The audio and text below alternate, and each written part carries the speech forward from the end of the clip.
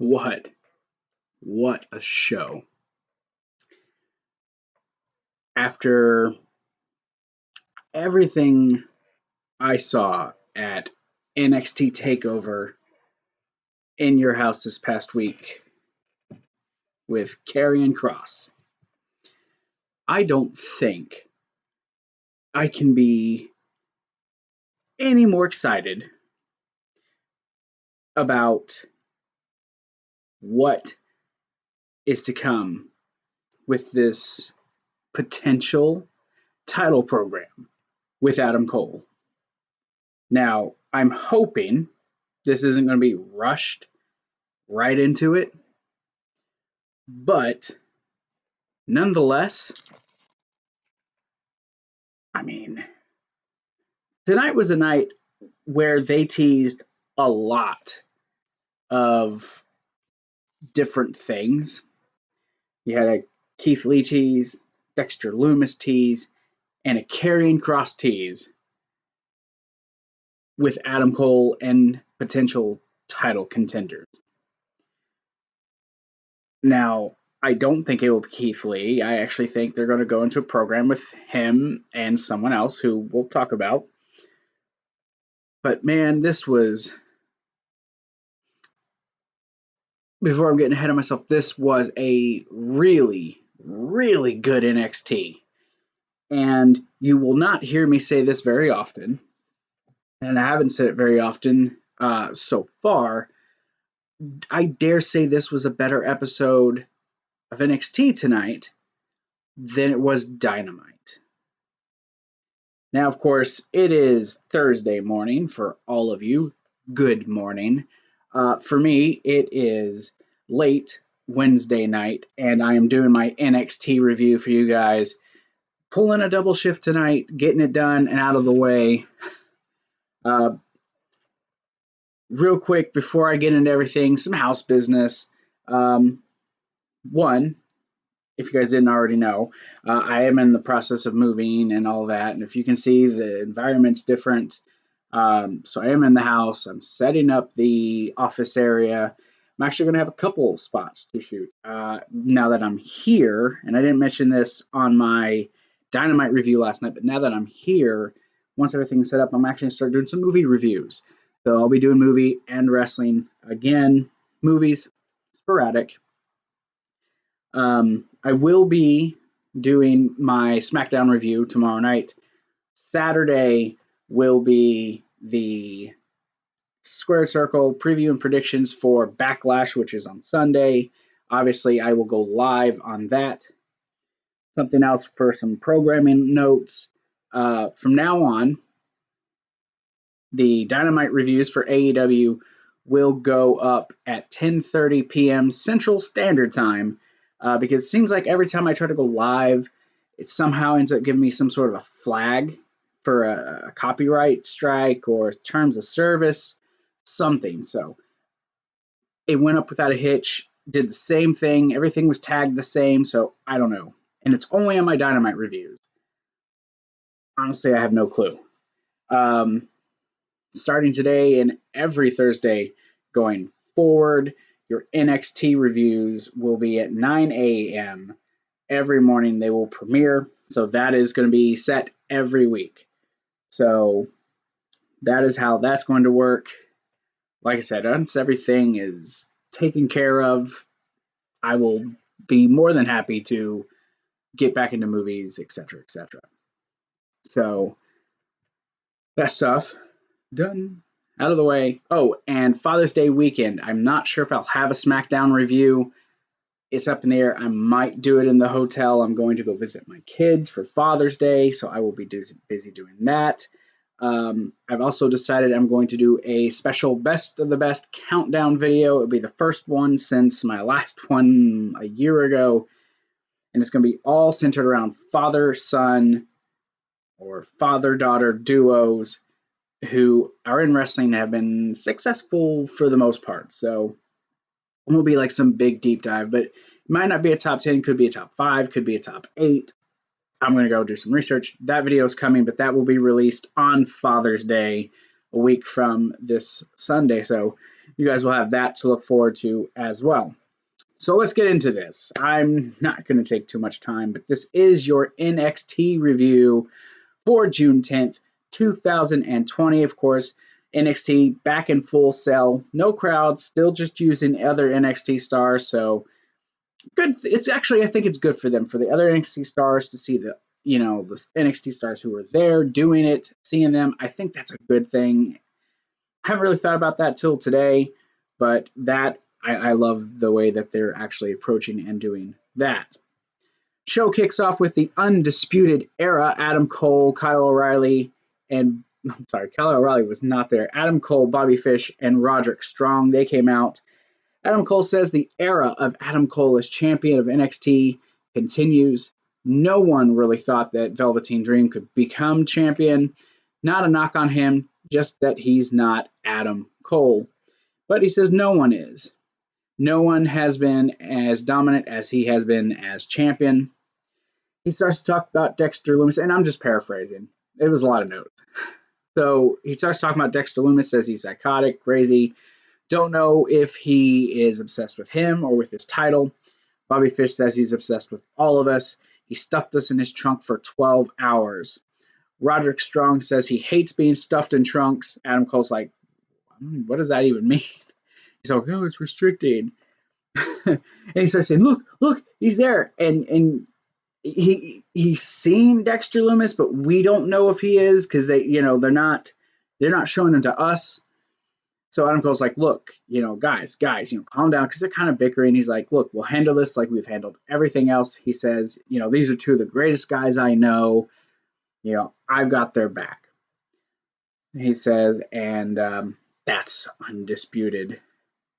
And as they're walking out, Roderick Strong, poor guy, is like suffering from like PTSD, some sort of trauma, sees Dexter Lumis standing there. And this time we actually see him. So we know he's there. He's like teleporting, like super stalker. He's like Michael fucking Myers, but creepier, I'd have to say. Come back from commercial break. Roderick, he's still freaking out. They're backstage. Keith Lee and Mia Yim walk on. Let's read around that. Keith Lee and Mia Yim walk up. Keith Lee is taunting them. Adam Cole basically says, not now, not now. Which this leads into our mixed tag team match of the night. The Garganos taking on Keith Lee and Mia Yim. This was a fun match. Very, very fun match. I like how they took, what was going on with the Undisputed Era and how they just kind of took that and then weaved in with Keith Lee, giving you the tease of, hey, he's the champion. He wants this belt. And they're kind of interweaving that.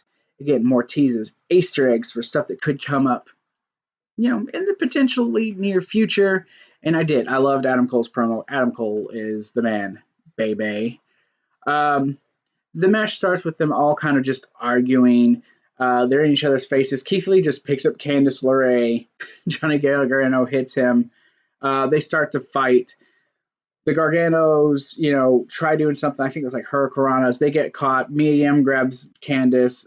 Keith Lee grabs Johnny. They pick them up. They hit him with a collider powerbomb. They just kind of drop him. And then you get a big clothesline from Keith Lee to Johnny Gargano, who then goes to the outside. Match officially starts. Candice LeRae and Mia Yim are kind of going back and forth. Johnny pulls Candice out of the ring. Then Keith Lee grabs them both.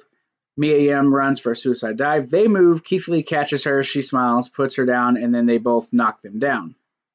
When we come back from commercial break, Candice LeRae with a straitjacket on Mia Yim after a distraction by Johnny Gargano, who tried to, pull the ropes down, which didn't work.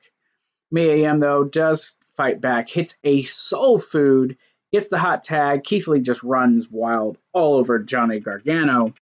A big chop right across Johnny's chest, but it hurt Keith Lee's hand, and you can see it had the tape on his face from where Johnny was attacking his eye on Sunday. Then he just kind of picks up him, and he just tosses him from one side of the ring to the other. He got some, flyer miles off of that sucker. So he ends up getting a tag to Candice LeRae. Keith Lee ends up lifting Johnny. Candice kind of jumps on Johnny because he doesn't see the tag. She jumps on top of him, rakes the eyes of Keith Lee. Then he picks her up. Here he has her up. He almost drops her. He keeps her up. He's getting ready to do something. Johnny hits an enziguri, which goes into a tornado DDT by Candice LeRae. Mia Yim comes in, hits a drop kick on Candice, goes ham on Candice LeRae, actually starts laying into Johnny Gargano, which allows Candice LeRae enough time to hit the soul food on her. Hits a springboard moonsault, only a 2 count. Mia Yim, Candice LeRae are fighting in the ropes. Keith Lee tosses Johnny into them on accident, knocking both of them down. Mia Yim falling and hitting the floor. Johnny Gargano then ends up hitting a super kick on Keith Lee because he's distracted, checking on Mia Yim. Hits one final beat, not realizing Candice LeRae was there. Ends up dropping Keith Lee right on top of his wife. Keith Lee, being the guy that he is, he picks her up. He's checking on her. And that's when Johnny Gargano uses that, rolls him up for a schoolboy to get a 3 count handful of tights. The Garganos win the match. It's showing just like how devious Johnny has actually gone, how far removed the Johnny Gargano we knew is just not there. So good story. I don't think this is over yet. I don't think this is over by a long shot, but I did like the match. It was a good opening match for the show tonight. And just to see Johnny with no regard for his wife, just to get the victory. Maybe this sets up for a potential North American title rematch. Then Keith Lee can go on to do other things. If this doesn't set up Johnny Gargano to win the championship, hell if I know. We get some highlights from the Finn Balor Damian Priest match, which if you watched my review from this week, which is live on the channel, uploaded late, but internet issues, actually ended up being something that I enjoyed a lot more than I thought I would. Then we get an exclusive interview from TakeOver in Your House with Damian Priest, done by Mackenzie. He says that he lost, and he's not making no excuses. But he said it wasn't about the win. It was about his name living forever. And as far as he's concerned, he did that. And then he said Mackenzie is beautiful. And he walked away. Which leads into a current interview from Mackenzie with Cameron Grimes, who says he shouldn't have to do this match again, that he's already beat Finn Balor once, that he was not a loser like Damian Priest. Damian Priest does walk up, looks at him, he says, "Oh, hey, man, I was just talking about you and, you know, how good you looked this weekend." He gets an elbow in the face for his trouble, and then Damian Priest basically walks off and says, "Oh, want to repeat that again?" Both, I don't know if they're leaning towards Damian Priest becoming a face. And another funny thing is when I was looking at him during his after that, when he came in and talked to Cameron Grimes or punched him in the mouth, he looked a lot like Roman Reigns. Maybe it was just me, but are they leaning towards a Damian Priest face turn? Is that what they're trying to accomplish here? I don't know. I don't think it would work, but okay. So next is Io becoming the new champion. It was highlights from the triple threat match with a new clip of Io talking about how this is her division. It was nice. It showed basically the highlights and everyone who was congratulating Io, like Shinsuke Nakamura and Asuka and some others. Reactions from fans who saw Io win. It was a good little package, and Io's eyes were on point. I loved her makeup. Tag team match. Couple of jobbers whose names I did not catch, and Indus Shear with Malcolm Bivens. So Rob and Rinku. I'm sorry, I have a hard time pronouncing the names. This was just a squash match. This is all it was. These guys beat them up. A big, backbreaker elbow drop off the middle rope. A bunch of boots, some big time like double team moves, just power moves. These guys just basically destroyed these guys. It is what it is, right? Like, we know what it was meant to be. It was just to build these guys, and that was it. They were talking about that Cameron Grimes could be hurt, might not be able to compete, that he's complaining about his mouth hurting. McKenzie tries to talk to the referee Drake, who's talking to Mr. Regal over Zoom. Says that Cameron Grimes is claiming that his jaw's broken, he can't compete. So Regal says, "Go find him." We come back from commercial break. Referee Drake have found Cameron Grimes, who is flirting with a couple of young women. He's talking about, "Oh, I'm fine, I'm good, blah blah blah," and the referee keeps trying to say, "Cameron, you need to." He's like, "No, go away, go away," and he finally tells him, "Look, Mr. Regal's talking." And he's trying to play it off like his jaw's hurting again. Regal basically says, "Oh, you're going to compete." End of story. So we're still getting the match with Cameron Grimes and Finn Balor later in the night. A promo, an in-depth look at Breezango. Sorry, my coffee's down here. This was a funny promo. Seeing these two, I'm so glad they're back, and they were definitely not who I thought was supposed to win that triple threat match. I was pretty sure it was going to be Burch and Lorcan. But they talk about being on SmackDown. They talk about all the different outfits they wore, being police and this and that, and on SmackDown they started the fashion police. They lost track of what was important. They're talking about now how they're going to come for the titles. They talk about where they came from. Breezango, 80,000 people at WrestleMania. They talked about Tyler Breeze's matches with, Jushin Liger and Finn Balor and others at takeovers. And then they talk about, they look forward to taking on Emporium. And then they called them by their names that weren't right. So they went from kind of serious to keeping it funny, but they're basically saying they will be the next tag team champions. We then had highlights from the Karrion Kross Tommaso Ciampa match, followed by another exclusive interview with Tommaso Ciampa, who basically said nothing. He just looked defeated. Apparently, this took place hours after the show. So maybe Ciampa's going to take some time off, and then he'll come back. Maybe after Karrion Kross has become champion, and they can start a title program, and Ciampa can have his redemption somewhere down the line. McKenzie interviews Rhea Ripley, who, says that Io Shirai capitalized on opportunity, which, good on her. Then Robert Stone interrupts, trying to get her and recruit her for the Robert Stone brand. Rhea says it's a 1 in a million chance. He's like, "Oh, so you're saying there's a chance?" She says, "Come with me." So he follows her. He says, "Oh, the Robert Stone brand, everything with a handshake." She punches him in the gut, picks him up, and throws him in a trash can. Okay, that works for me. Sure thing. So we go to Cameron Grimes versus Finn Balor. This is the rematch. Of course, Cameron Grimes won the previous match against Finn Balor, probably his biggest win in his career. This was a match I did not know how this match would go. Ended up being much better than I expected it to be. Match starts off pretty much with Cameron Grimes. He's just trying to evade Finn Balor, try to stay away from him. Balor would get him into the corner. If your shot's in, Cameron Grimes would just get the ropes. You get a stiff kick by Finn Balor into a chin lock, and then a couple of really stiff chops on the floor and in the ring. Cameron Grimes, though, does catch a kick, slams Finn Balor now, and then hits him with a knee to his head. Steps on Balor's hand. You get a sunset reversal off of an Irish whip by Finn Balor. Then follow up by a basement drop kick. Big lariat by Cameron Grimes to get the advantage back. Drives Finn Balor into the corner and hits some more strikes. Hits him with the kitchen sink. And then Cameron Grimes starts working on Finn Balor. Hits him with a really beautiful side effect. Very, very nice move. Balor starts to build some momentum. Hits oh my gosh, my face is itching.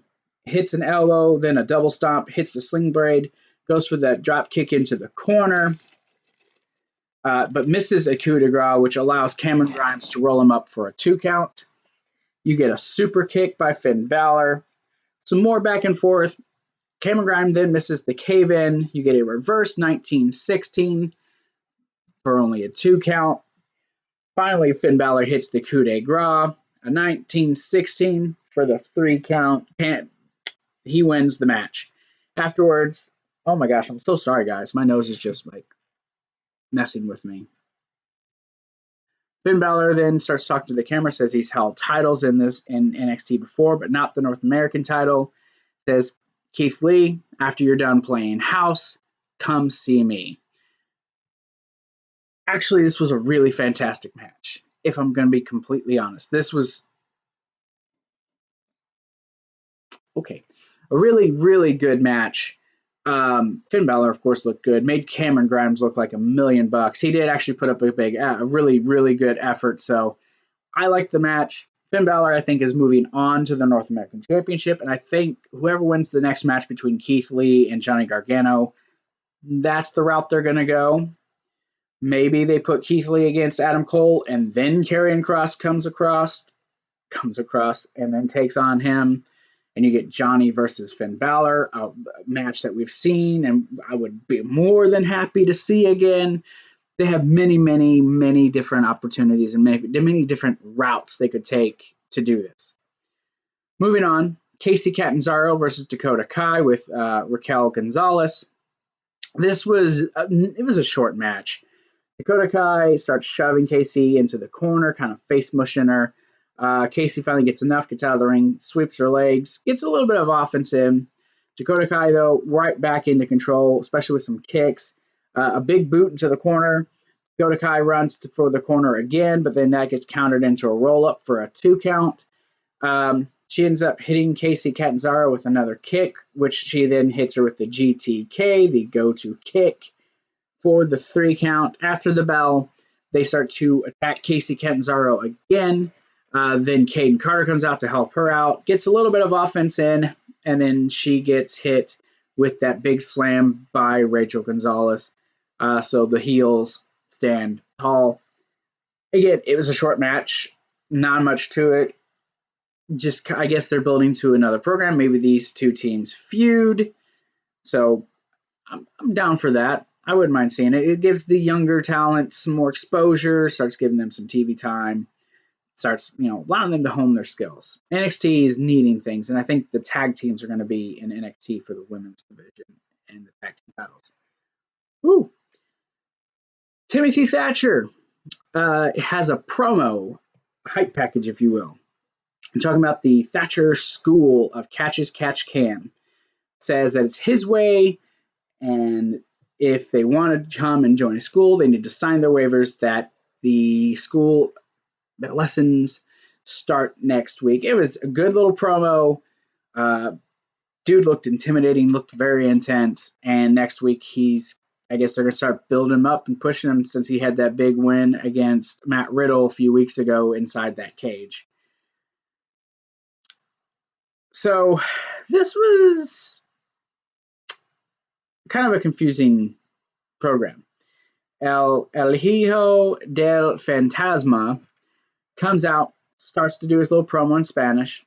Drake Maverick comes out, congratulates him, says he's a phenomenal competitor, and he didn't want it happened with him to take away from his win, that he deserved it, that he respected him, and that said now that he's a full-time competitor and his head is clear, that he knows that he can beat Fantasma, and is challenging him to a match. Fantasma speaks in Spanish and then says, sí.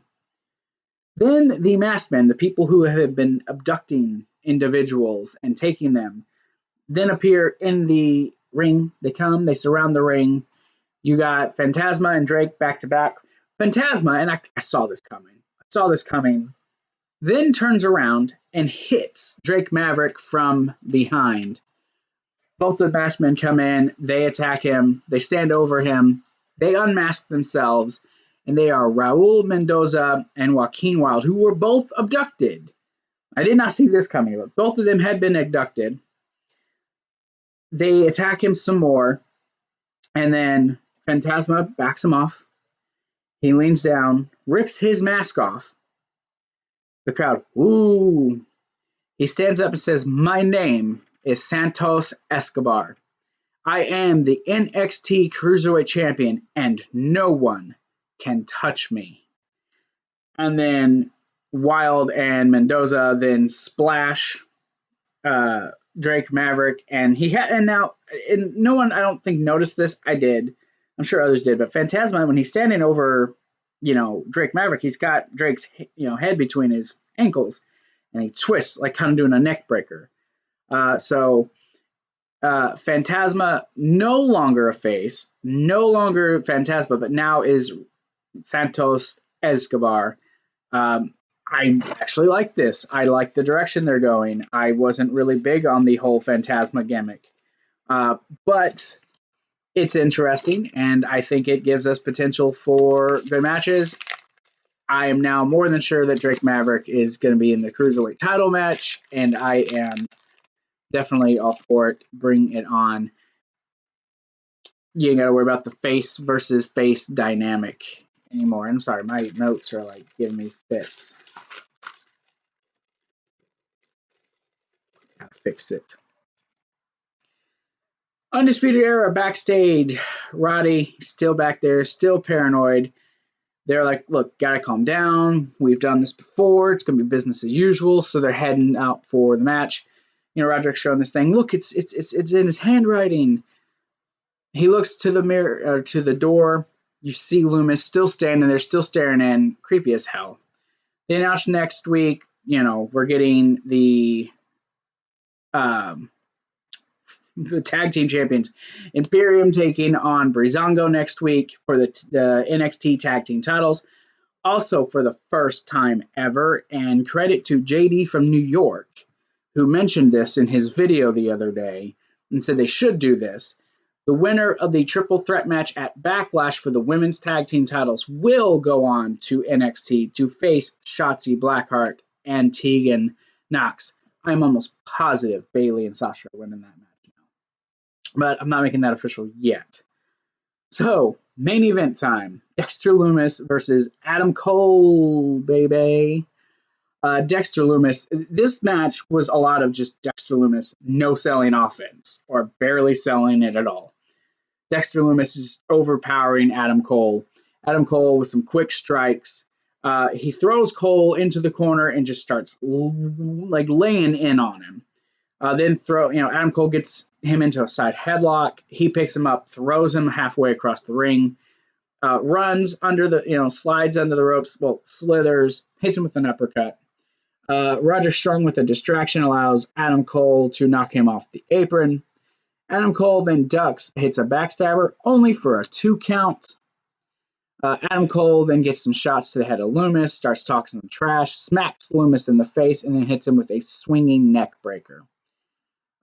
Works over Lumis some more. Lumis, though, then just standing, he's like, again, do it again. Like he was like feeding off of this or something. The dude's fucking, he's got that 1,000-yard stare, and they say that it's creepy. That's all. It's creepy. You get an offensive flurry by Dexter Lumis, hits a slingshot suplex for a 2 count. Adam Cole, though, goes for the super kick. That's blocked. He gets hit with a German by Lumis, only gets a 2 count. You get a kick to the knee by Adam Cole, who then goes for the last shot. It's ducked. He tries to get it into the Kaze Kamatami.